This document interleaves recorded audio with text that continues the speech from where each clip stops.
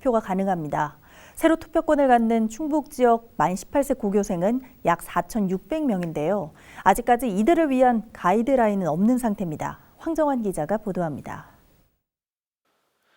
오는 4월 치러질 제21대 총선에는 만 18세에게도 선거권이 주어졌습니다. 특히 고3 학생 중 2002년 4월 16일 이전 출생자까지는 이번 총선에서 투표권을 갖습니다. 충북 지역 고3 유권자는 4,644명, 만 18세 졸업생까지 감안하면 약 17,000여 명이 첫 투표 대상자입니다. 당장 대입전쟁을 치르는 고3 학생들은 교육 정책에 관심을 보였습니다. 지금 교육 정책이 수시보다 정시 비중이 늘어나고 있는 추세잖아요. 근데 외부 입장에서는 그게 어떻게 보면은 별로 선호하지 않는 그런 정책이란 말이에요. 그래서 저는 이번에 투표를 하기 전에 후보님들의 정책, 교육 정책을 위주로 판단을 해서. 하지만 처음으로 선거에 참여하는 학생들은 선거법에 익숙하지 않습니다. 맨날 공부만 하고 그러다 보니까 정치에 대해서 접할 기회가 없어서 학교에서라도 그런 부분에 대해서 좀 더 알려줘야 될 것 같아요.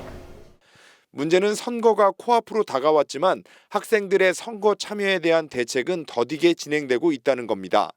학생들에게 SNS 특정 후보 허위 사실 기재 등 선거법 위반 사례에 대한 교육이 절실하지만 아직까지 구체적인 사항이 마련되지 않았기 때문입니다.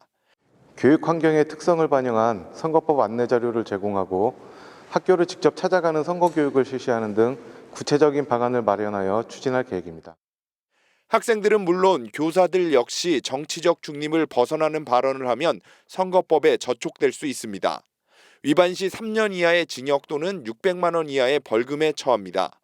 특히 사립학교 교원은 교육공무원 신분이 아니다 보니 중앙선관위가 국회에 입법 보완을 요구했습니다. 자칫 학교의 정치화도 현실화될 수 있기 때문입니다. 충북교육청은 충북선관위와 충북도청에 TF팀 구성을 제안하는 등 긴급 대책 마련에 나섰습니다. 저희가 자체적으로 교육부 자료에 의거해서 보급되면서 안내하는 교육 자료를 또 참고로 작성하려고 합니다. 그리고 학부모들을 위한 가정통신문 이런 것도 작성하려고 예정하고 있습니다. 총선까지는 앞으로 80여일, 고3 학생들에 대한 선거 교육은 대부분 개학 시점인 3월에나 이뤄질 것으로 보여 남은 기간 철저한 대책 준비가 필요해 보입니다. HCN 뉴스 황정환입니다.